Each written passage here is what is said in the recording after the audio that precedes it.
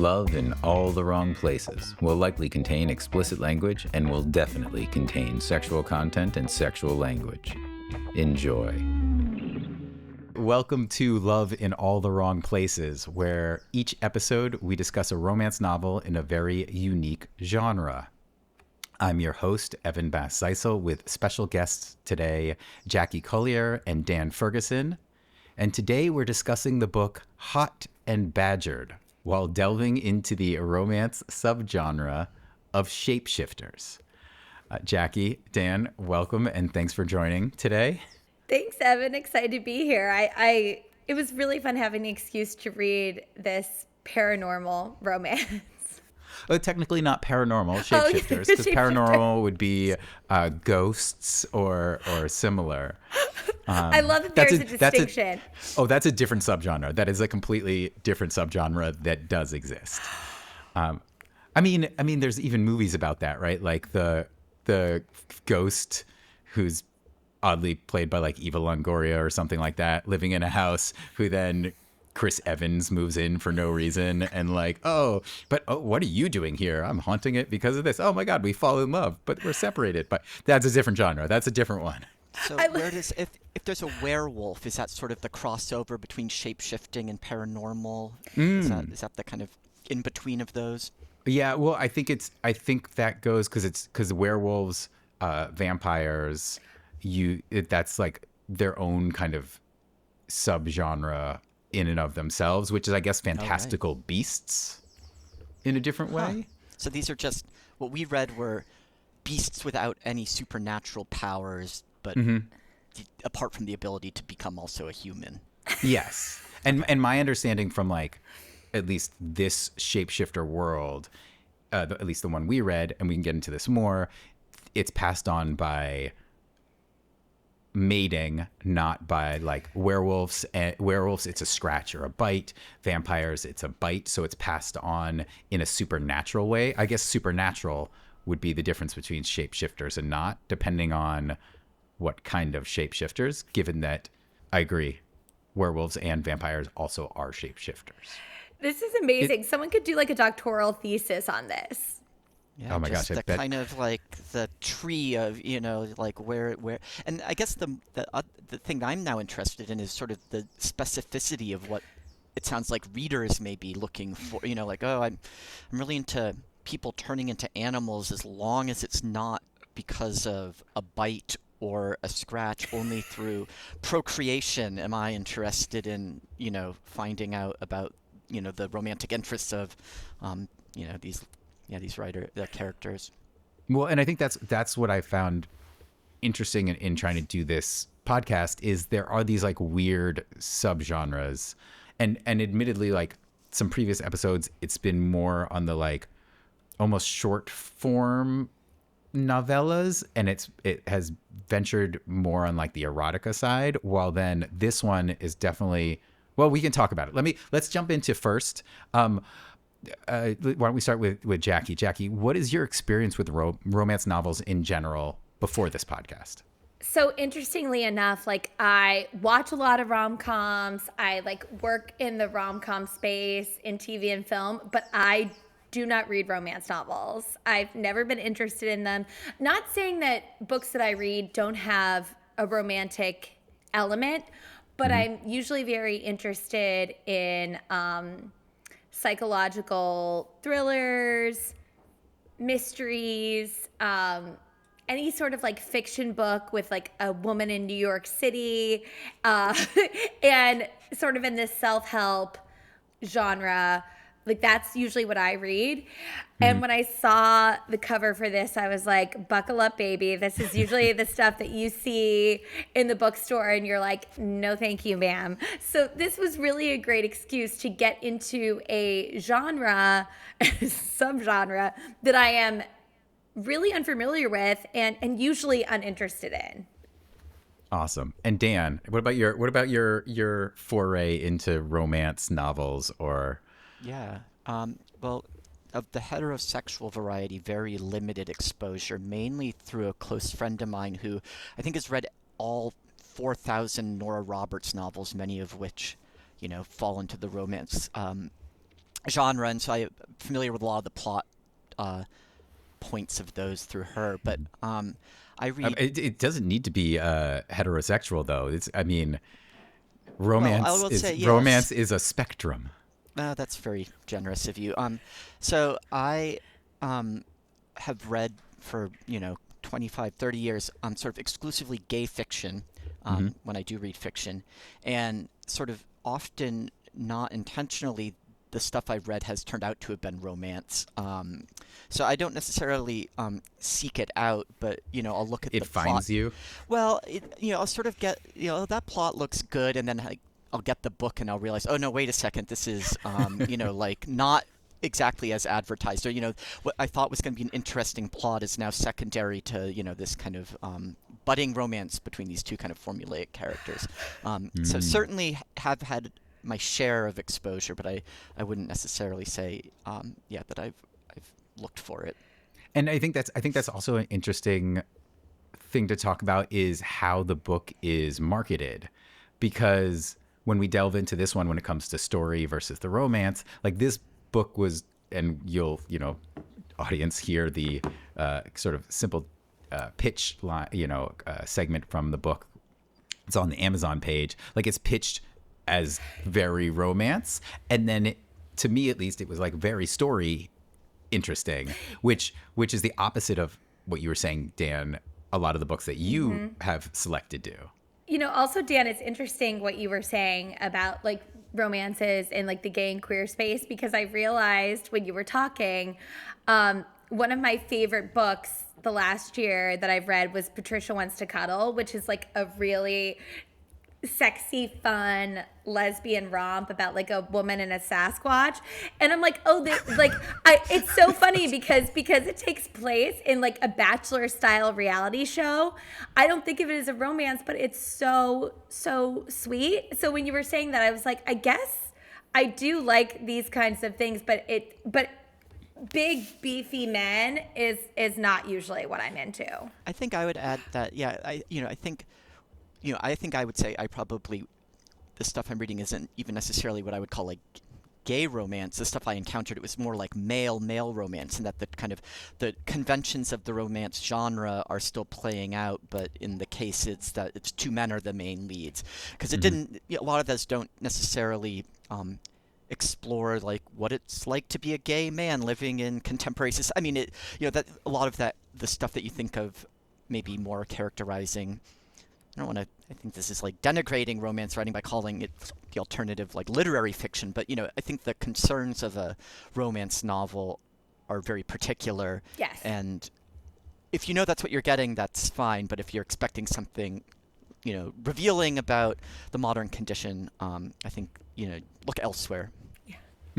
Well, it's often thought of as like the airplane store pickup. You're reading it. A lot of people, I think that's similar to what Jackie said with The Excuse. Like that's their, oh well, I'm going on vacation, so I'm going to read this trashy romance novel. Like, and it's interesting because like in my mind we talk about like trashy romance, and like I don't even know exactly what that means. But I also let me give the background on this book, and then let's dive into it, because I think there's a lot of really interesting things that sort of went down with this book. So the short title of this book is Hot and Badgered. The official full title is Hot and Badgered, Honey Badger's Chronicles Series, Book 1. And it is book 1 of 6, which makes sense. So it's written by Shelly Laurenston.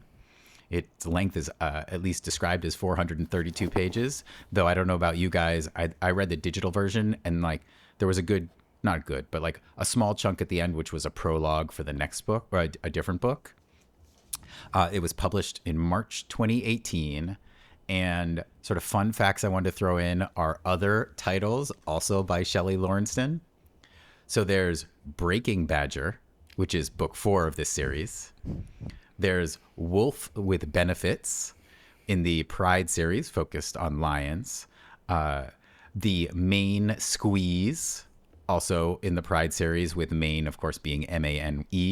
There is Bear Meets Girl, which I think is a great like 90s throwback title, potentially. And also interesting, Shelly Laurenston writes under the pen name G.A. Aiken with medieval-themed and dragon subgenre romance novels. So also interesting that this author writes under different pen names depending on the genre of or subgenre of romance novels. So the quick sort of bite that is on Amazon for this book is: it's not every day that a beautiful naked woman falls out of the sky and lands face first on grisly shifter Berg Dunn's hotel balcony. Definitely, they don't usually hop up and demand his best gun. Berg gives the lady a grizzly-sized t-shirt and his cell phone too, just on style points. And then she's gone, taking his XXXL heart with her. By the time he figures out she's a honey badger shifter, it's too late. So with that, let's just jump right into the story and your guys' thoughts on sort of what you read. What do you think? I mean, I can start unless one of you wants to start. Let me know. Oh, you can go ahead. I'm going to go. So the thing that struck me about this book is the characters are really well defined and they had great backstories and there was like a lot of humor built into it. And even when they were talking about the different shifters, because in this book, so there's honey badger, but there's honey badger / tiger. There's so hybrids. There's polar bears, there's grizzly bears, there's black bears, there's weasels, there's oh my gosh, it's just a lion, and they sort of do a nod to the animals in how they behave, which I was just like fascinated by. I was like, wow, like this is a real author. Not that it wasn't a real author, but like when I think of romance novels, oftentimes in my head, it's like, oh, it's as Dan said, it's earlier, it's a sort of a framework that is put on top so that people can have sex during it. And this one didn't feel like that. It like actually ended up feeling very little about the sex, but more about the story and the characters. Which I thought was really interesting. And of course, this is a subgenre of in general, like Shapeshifters, that I'm not the most read in. Yeah, I will say that like my high level overall impression was that I was pleasantly surprised by this book. I thought it was going to be not very funny, cheesy, lots of like sweeping like romance, like big romantic gestures, which I don't actually find that romantic. But I think at the heart of this book, it's really a family story, you know, essentially about these three sisters who I was so enchanted by. Like, I love Charlie. I love Max. I love Stevie. Their dynamic is so interesting to me. Berg's dynamic with his triplet siblings is so fun. Dag and Britta. Yes. It's so fun. I mean, honestly, and I did not think I'd be saying this about this book, but I could have used a little more sex. Like, the sex scene was like 75% of the way through or so. Yes. And I was like, I kind of want him to rail her more. He's extra large, and she's so hot, and like she's falling from the sky, and I have a real picture in my head of what she looks like. So I was like really wanting a little bit more of that, but I was really delighted by how funny this was. Like, I had no familiarity with this author. Mm-hmm. And, you know, in reading a little bit about her and looking at Reddit and everything, she's known for being funny and for this incredible world building and characters that she creates. But not knowing that, I was just so happy with how this book played out. Yeah, I thought the action sequences were some of the most successful, where I sort of, you know, literally kind of page turning. I was like, oh, the pacing of those I thought, was really gripping. And I was also surprised at how long it took for the sex to start. And I don't know if that's a kind of strategy to sort of keep you engaged. I mean, which is odd because, the like tropes of the genre require there to be I assume a sex scene at some point between the two leads. I mean, it's literally called Hot and Badgered instead of Hot and Bothered. Like it's Right. So I'm sort of, yeah. And I mean, I guess, yeah, maybe that. So I don't know if that's like slightly misleading or if people just like to be, the payoff comes later. You're sort of being teased this whole time about it. And I did like that, you're just in the world of these shapeshifters and you sort of figure out as you go along the structure of how that works. And it also doesn't it's not too in love with its own concept. I think that can really drag down kind of worlds, like fantastical worlds, where it's sort of a lot of exposition about like how shapeshifters came to be and all this and how they relate to, and they sort of, bits of that were dropped in, but it wasn't kind of really getting bogged down in the details. Though I was a little sad as somebody who has long experience having rodents as pets, that all of the shapeshifters were predatory animals and there were no prey animals, though I suspect that's to avoid kind of weird cannibalism stuff, which maybe would happen if that were the case, which may be its own genre and that this is not delving into. But I was thinking, there's like a guinea pig shifter, and then the lion ate it, and but they do have a moment in the book where they talk about they only eat non-shifter animals, like I don't know, pure animals, and only ones that are farmed and never in the wild. So right. So maybe that would be like, but yeah, definitely there are definitely no like mouse shifters or. Yeah, to my disappointment, I'll say, but probably I'm guessing other people probably, not that I find mice sexy, and so maybe it's for the best that they weren't there. Maybe that would open up things that I don't need to delve into in my own mentality. But certainly, I think maybe these kind of big, powerful, sleek, predatory animals lend themselves better to a romance genre than a like. But they did have Dutch, who's a weasel, and his weasel siblings, which I feel like he was a wolverine, which is in the weasel yes, family, in the which are not true. The largest, most aggressive of the weasels. So I think weasel was in fact being used as a derogatory term. So I think it's offensive to the Wolverine community, Evan, that you're even using that term on this. How dare you? I apologize. I'll try and censor it. I'll censor it. Well, and also technically, I don't believe there were any birds or like flighted shifters. Yeah. But maybe that's also just to keep it simple, so that there weren't people flying and dropping in so easily. Well, I don't know. I'm sure that would have. Yeah, but then, in having, the other thing you said is there's 6 volumes. I just assumed there would maybe be 3, one for each sister. But right. I mean, she evidently. So who knows what those other 5 volumes hold in store for the world of shifters? Maybe all that kind of comes later. And I do also think it was interesting that though, Dan, you were saying some of the books that you've read, they have these tropes and they don't really dive deep. That this one, as Jackie said, it's sort of like about family, and it very much it was like the triplets family, or even the hockey coach and his wife and kid who show up, who's just kind of one note of like, oh, I can teach you to skate.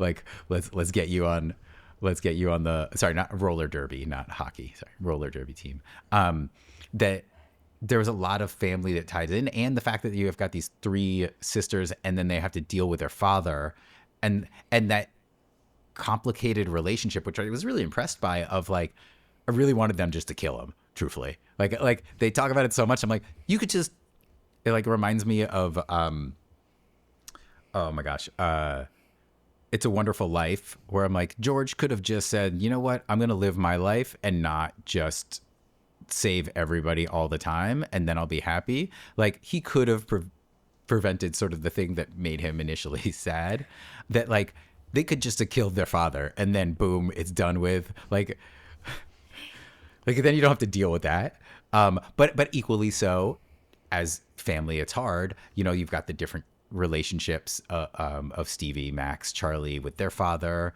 and how it's still blood related, that I thought was really interesting. And then it even with the expansion of like all of their different McKilligan family like relationships and how they're all intertwined and kind of horrible messes. Yeah, I think that, I really enjoyed reading this book, but I think as someone who usually doesn't do um, fantasy, I was like, okay, I need to really make sure I'm keeping track of everything. And a part of me was like, oh, I would love to have this story told of these sisters where they're just regular people, like the blended family of it all, the half sisters. Like, as someone who has a half sister and loves her a lot, but there's lots of family dynamics, I was like, oh, I want more time in the mental institution. I want to delve deeper into that. And it was a really interesting sort of learning curve for me to be like, okay, how do I keep track of this and track it, not being used to this genre at all. Well, yeah, when they brought in Marie Yeah. near the end, I was like, I am not following at all. They're like, oh, this is your sister or like your half sister. And I was like, wait, so it's the aunt's half sister, but also the father's maybe half sister or once removed. I was just like, okay, they're related. Got it. That's what I did too at that point. I was like, I just got to let this wash over me. I was taking notes before that, and I was like, you know what? Just let it happen. Just let it happen. Well, there was like Will and his family, and then Bernice comes in, and I was like, I don't even exactly know how Will and Bernice are connected, but there's got to be at some level. Yeah, I, I mean, I would have even beyond the family, there were sort of maybe too many characters, and then maybe I don't know if it was maybe something to do with me, but sometimes the names were very hard for me to keep straight, especially when people would have nicknames as well. It's that sort of like just. Oh, I know in real life that's Jackal. what happens, but just Yeah, like, let's everybody one name and it's like a distinctive name that I can keep track of. But I did think, and maybe being charitable, I was thinking maybe you need to establish all these characters in the first book because they reappear, but it did feel like there was a lot more plot points and characters introduced than were resolved or strictly necessary for one book. But again, maybe if the roller derby, I mean, I fear it doesn't though. I fear the roller derby was just, like here for fun. And, so it was struggling Yeah. for me to kind of throughout the book figure out like what here is the main thread to be following and what are kind of little set pieces that I'm going to sprinkle in or little kind of divergences that are going off. So and then at the end, of course, because it's the first in a lengthy series of books, the lack of resolution, I was like, oh, I should have seen that coming. But I thought like we're definitely going to get a denouement where we kind of like resolve all of this, and that didn't really end up happening. So it did feel like as much as I enjoyed the journey, there was like not quite the payoff I was hoping for at the end. Yeah, and Dan, to your point about all the characters, and something I had read on Reddit and Goodreads was, and maybe I was misunderstanding this, but it didn't sound like it was books from this series, that Shelley, in her other series, some of these characters are from different series. So it's like an entire world she's building. Ooh. So a lot of her fans are like, oh, it's this person. And if they make a little appearance, it's like, oh, hello, old friend. Whereas to us, it's like, who are you? We have no history. So it was really cool reading that and thinking, wow, if you are familiar with her whole catalog, how incredible this must be. But for the rest of us, we're still enjoying it, but we're a little bit like, okay, all right, like trying to track it. Yeah. Yeah, Well, I that think like Kurt Vonnegut Jr. does that a little bit with I think it was like Thank You, Mr. Goldwater and Slaughterhouse-Five. Like if you've read all of the books, you're like, oh, this character from here and this character from there. But if you don't, it is like, yeah, like Livy, who it comes back as the photographer at the wedding at the end. I was like, wait, did we meet her in the very beginning and it's a cousin, but oh crap. I don't know. But at the same time, I hope one of the books does a deep dive on the roller derby. And like Totally. Coop comes in at the very beginning, which I think was one of the hard things with the keeping track of the names, because it was like Coop and then the Jackal. And I was like, wait, are they the same person? And they are the same person, but it was, and then it's like, oh, but then Coop's got siblings, Kyle, who then comes in more, right? Kyle is Coop's sibling. And then he also has a sister. Like everybody's got like, they're all like 3 kids in confusing ways. And then, yeah, but they like, Coop came in and then like kind of disappears. And you just have the funny joke of Stevie being like, I remove useless people from my brain, and so I don't remember your name. But yeah. Well, and even at one point there was a reference to like a handcrafted coffee table or some piece of furniture. Oh, from Van Holst, whatever. Yeah. And you know, I think it was Britta who was like, "Oh, that's an original." You know, she names it, and I was thinking to myself, "Is this a real like furniture maker?" So I had to Google it, and I was No, like, but then the lion comes, and the lion right, is but the it was like a furniture maker. real furniture maker in the context of the universe that yes, she's created, yes. and that makes a lot of sense what Jackie was saying about her kind of putting these little Easter eggs in. So I'm sure that, you know, the way it was introduced in the book, it was like everyone should know who this furniture maker is, presumably because he has had a prominent role in another book in a different series.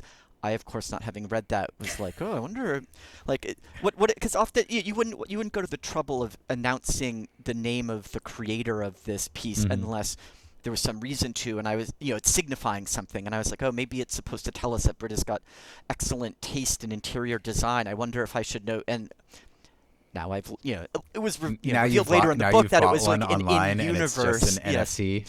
Yes.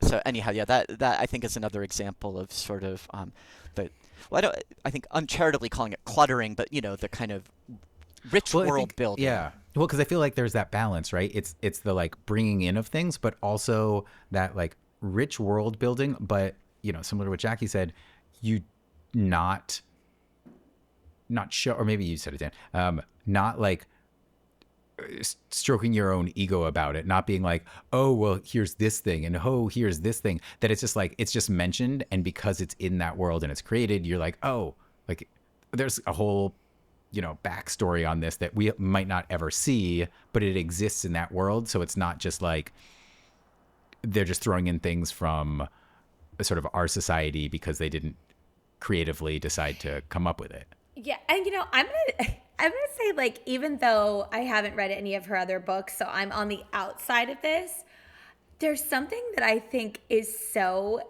incredible about the fact that it's like, well, if you're a real one, you know, like, if you know, you know. I don't need to explain it. Like, if you're on this journey with me, like, that's almost like who it's for, with all these little nuggets. And I just think that's really cool, because as someone who has very specific interests, and it goes very, very deep, and I go down all the rabbit holes, and I have like a very like obsessive brain with those things.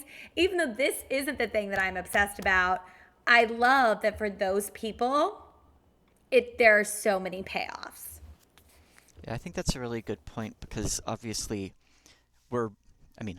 I suspect I won't be reading additional books in this series, not because I didn't enjoy it, but because there's other books I have on my list that I need to get through, essentially. But I think that's a good point, which is that I think somebody who is starting book 1 of the Honey Badger Chronicles, who knows how this kind of genre works, knows there's going to be a bunch of other books to read beyond this one. And so you know what you're getting into from the start, and you're looking forward to all of the kind of the complexity and all of the characters you're going to get. And, you know, so I think having not known that, I think, you know, I was a little figuring my way through, you know, the plot and what was necessary to it, or, you know, and bringing maybe the kind of preconceptions I have about the books that I typically read to a book that kind of operates in a different way. But what I do like about it is, you know, there are a lot of books that I read, and afterwards I think, oh, I'd love for there to have been a sequel to this. And I would say, you know, 1 in 100 times the author has written a sequel, but it's certainly not part of the expectation. And so I like with these, that is built right in. So, you know, if I do like this, I know there's going to be more content with these characters. So that must be really nice as a reader to know that the author wants to build that relationship with you over multiple books. And, you know, if it doesn't work out for you, you didn't like it, it's fine. But, you know, if this is something you like, you know you're going to get that payoff book after book after book.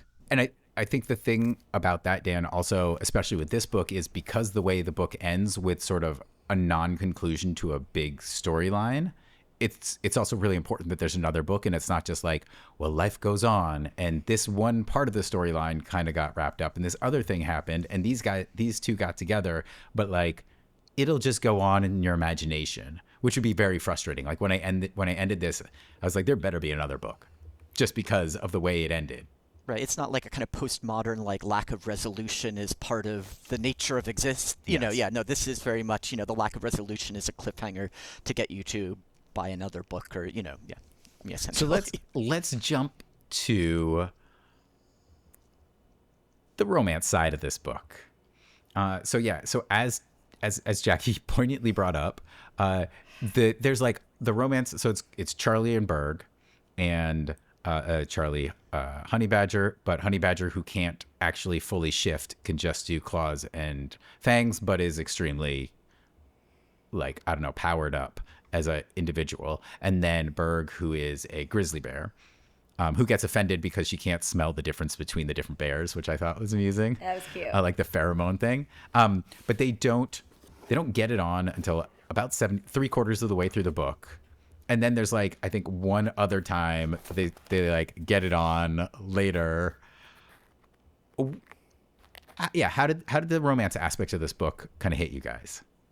Yeah, like I also, even though, like Dan was talking about earlier, and I think like Shelly is a master of edging. It was like, okay, when's this gonna, whoa, and I'm sure it's intentional.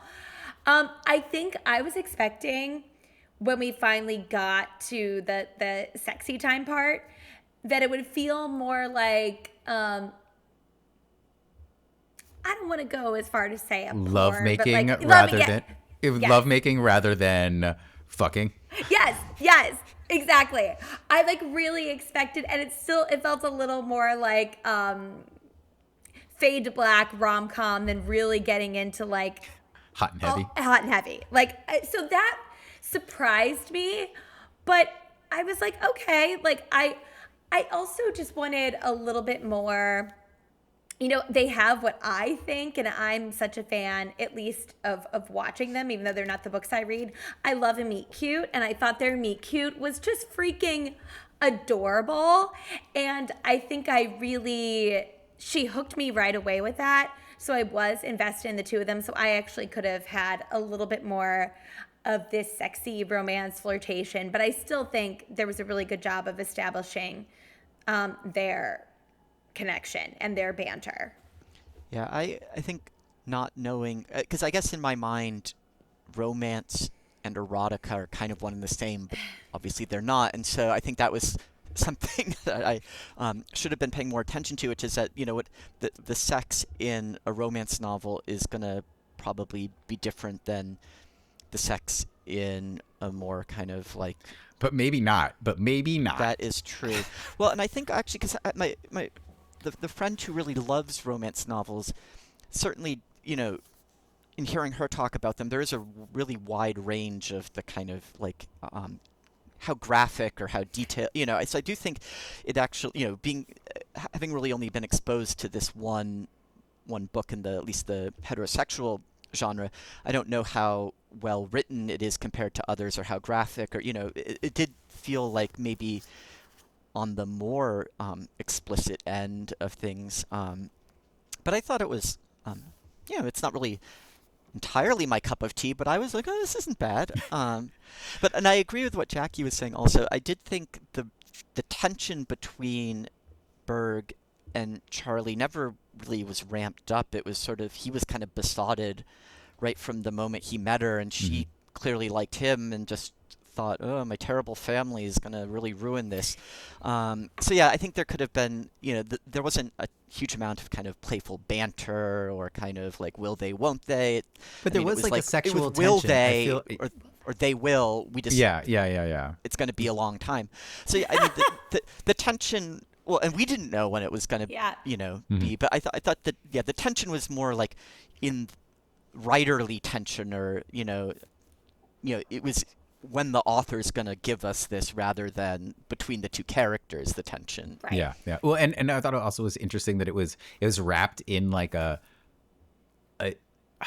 dating trope. It's like, oh, fancy restaurant, and then they have this really nice hotel that's designed just for them, that's way more expensive than they can afford, and then they have sex all night. Like it was interesting, and it also felt like, and again, like, you know, these different the different ways that romance plays out. It, you know, it felt like it went from like 0 to 80 real quick. Like, it was like, okay, so we're gonna do this, and then he like threw this in this, and then it's ripping this off, and then it's diving in, and then he's licking this off of his face, and I was just like, okay, wow, like this feels almost, it felt to me, but maybe this is all romance books, because like I am one of the reasons I wanted to do this podcast on this theme in general of romance novels is like, I am not the most comfortable talking about like sex in public or you know, with people. It's just, I don't know, the way as an anal retentive response to the craziness of my parents. Dan's met them.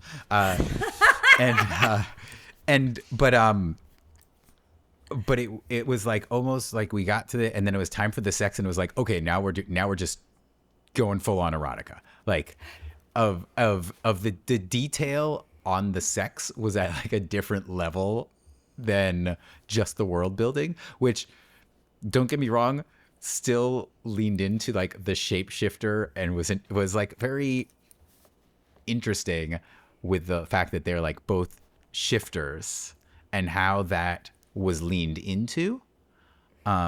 Even the fact that they were like, well, the couch was made for bears because it's a bear room, and therefore it was bigger than Charlie, but that allowed her to do different things.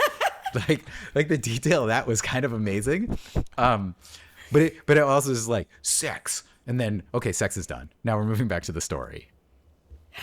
Evan, I just want to say how much I appreciate the fact that, not necessarily in lieu of therapy, maybe you're in therapy, but you're like, you know what? Let's do a podcast about it. But because I very much relate to that. I'm not busting your chops. I'm like, I feel like I very much relate to that, because the things I've revealed on podcasts, I'm like, I guess this was just the best way to work it out. Well, also, I think we as a society have these, you know, these taboos where we feel like we can't talk about certain things. And it's like, why? Like, why? Because, you know, some conservative perspective said that this isn't appropriate because Adam and Eve ate of the tree of good and tree of knowledge or good and evil, and then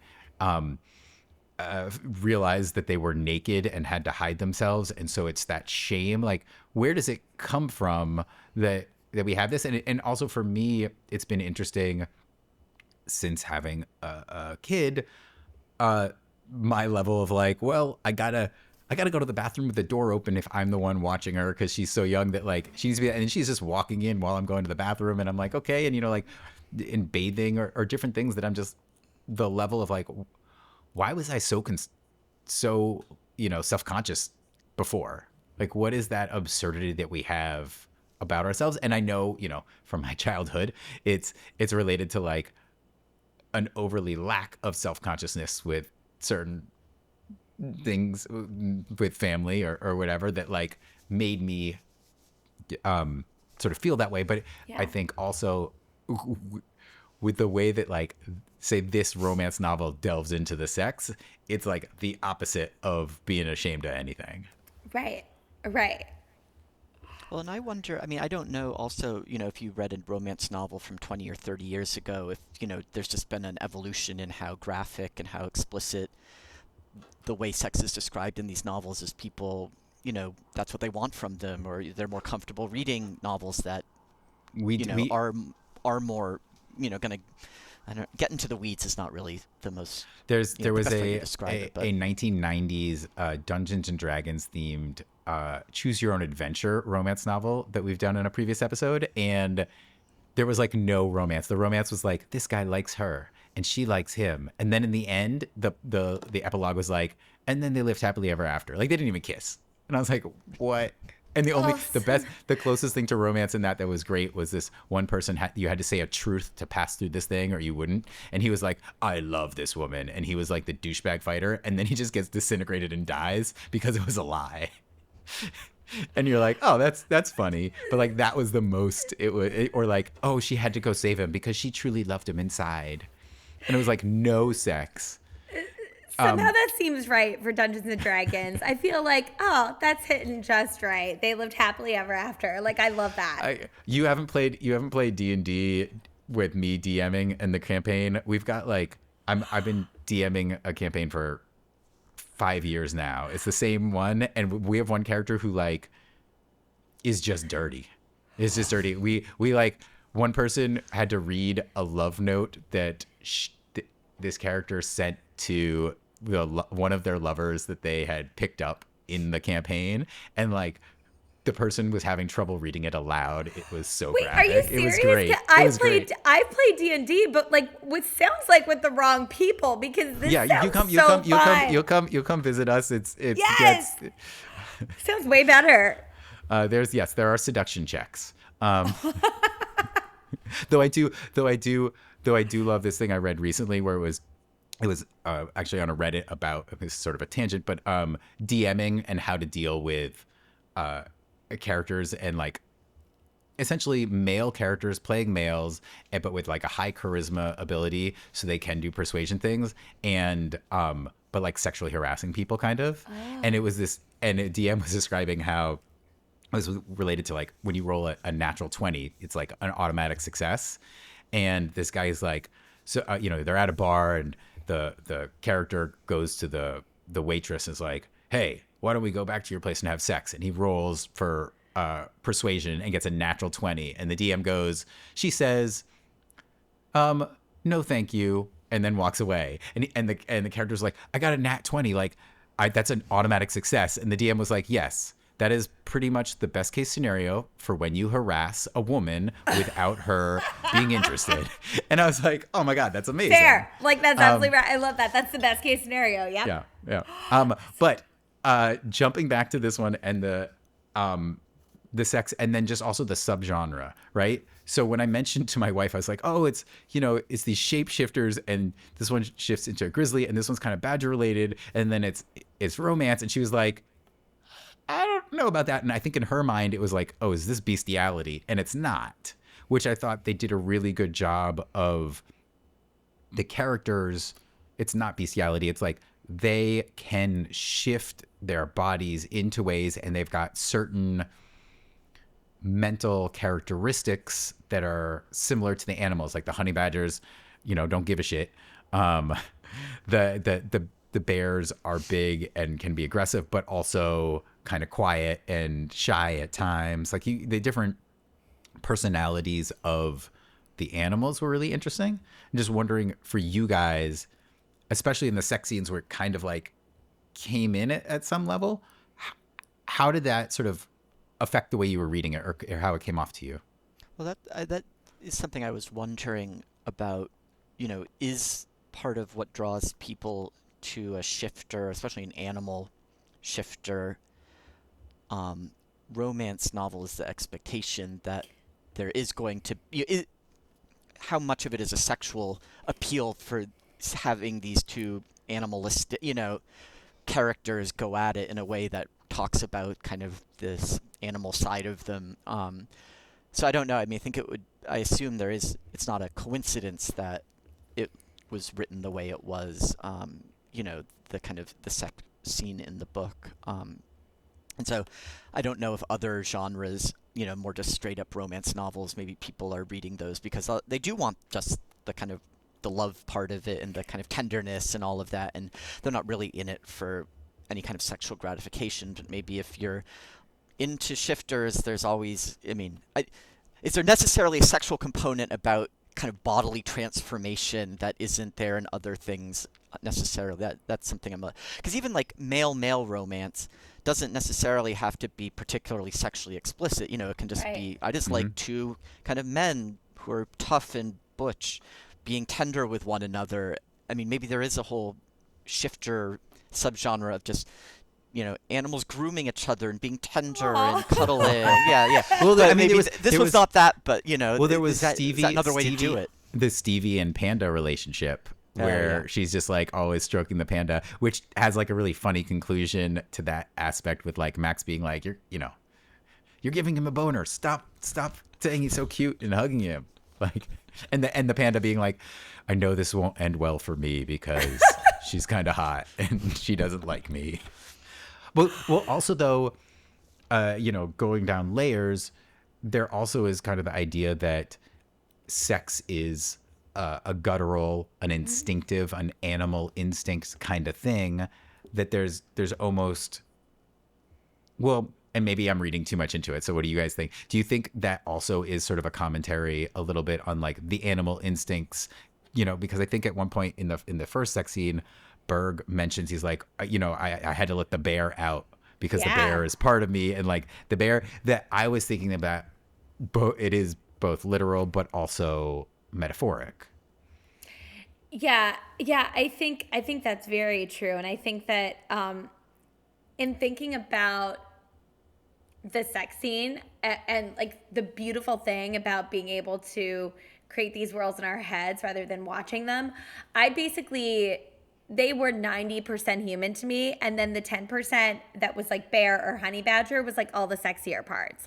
Like I was like, oh, like the long nails and like the scratching and like her like, she's a honey badger, so I'm sure like her honey pot is like beautiful and tastes great and all. Like I was like really making my own little story.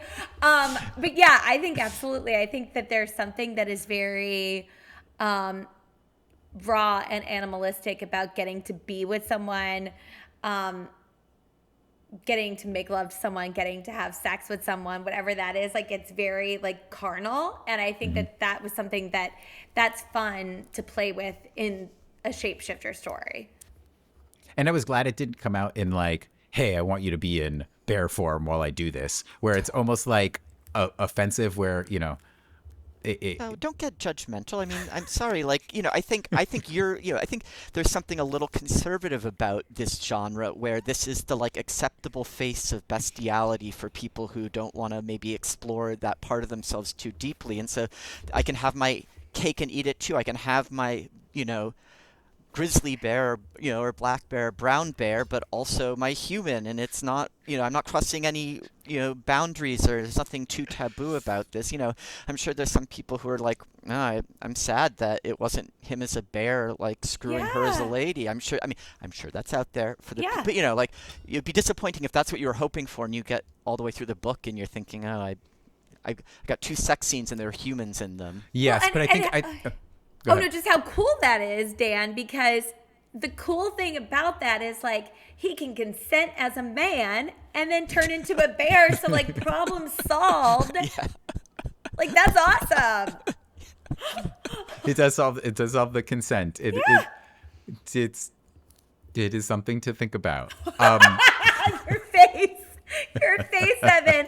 Like Dan and I are like writing our own fan fiction over here. Well, you haven't grown as much as you think you have. Yeah. Well, I think you haven't pushed the envelope enough with your selections here. So here's the only thing that was going through my mind.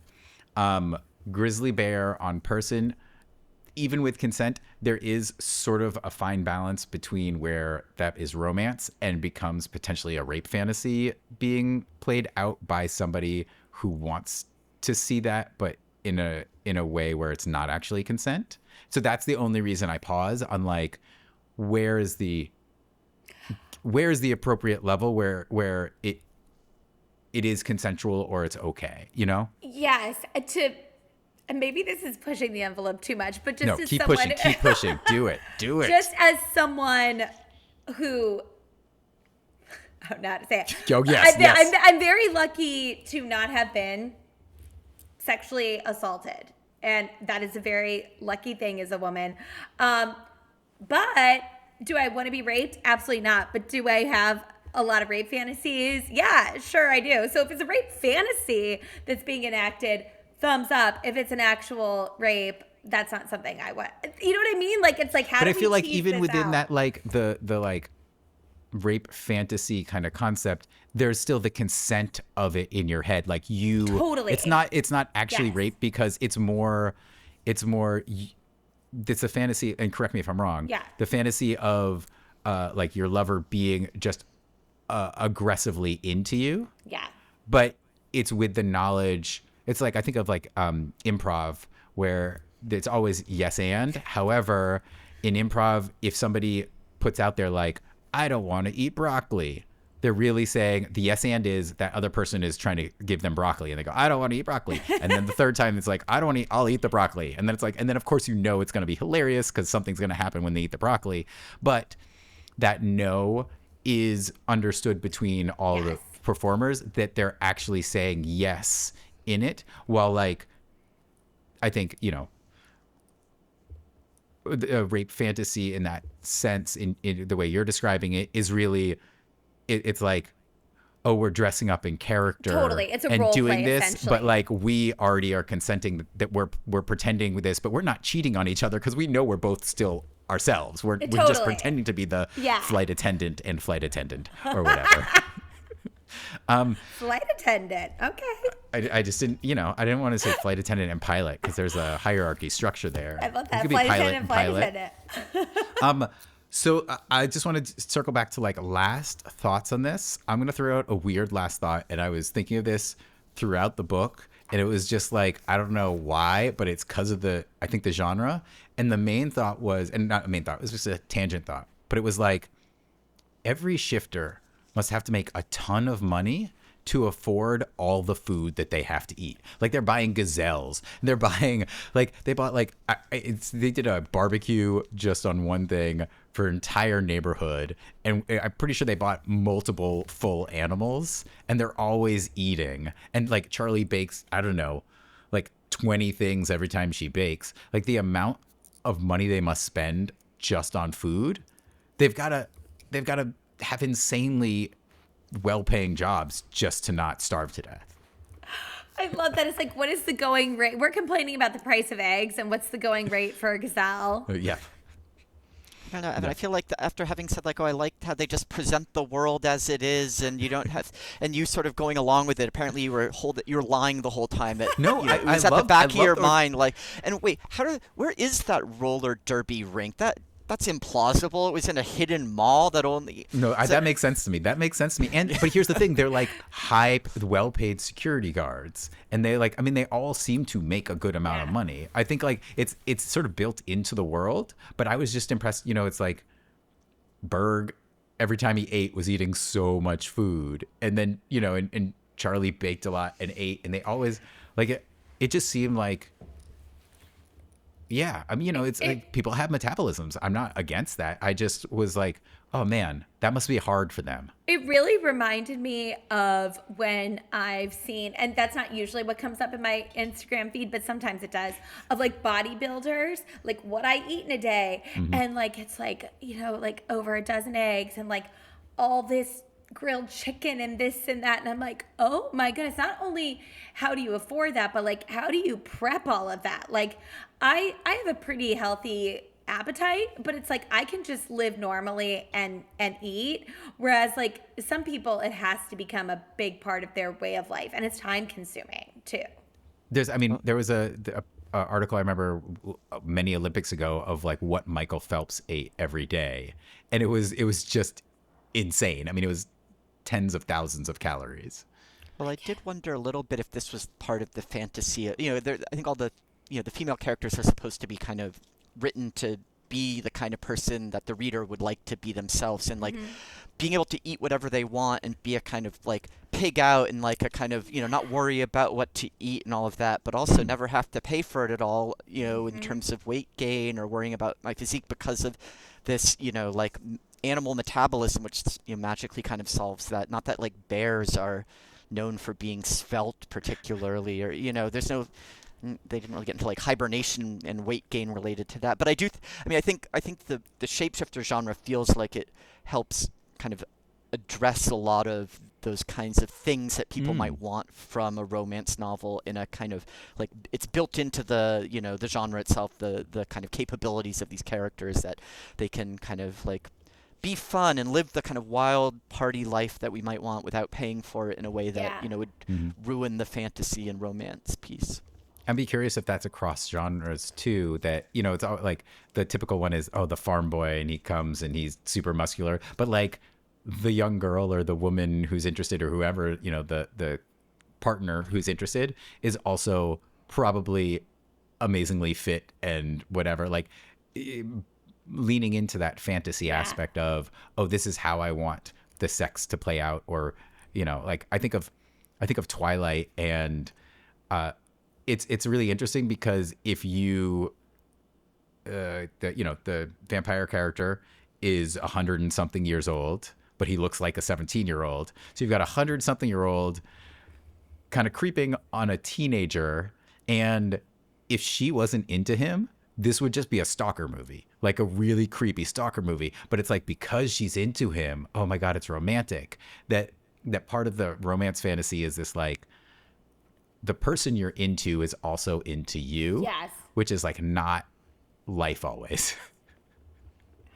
I would point out that if 117-year-olds in our world looked like 17-year-olds, we might also feel differently about intergenerational relationships. So let's not, put just because we happen to get decrepit as we age in our world, that could be doing all the work of like what feels weird about intergenerational romance.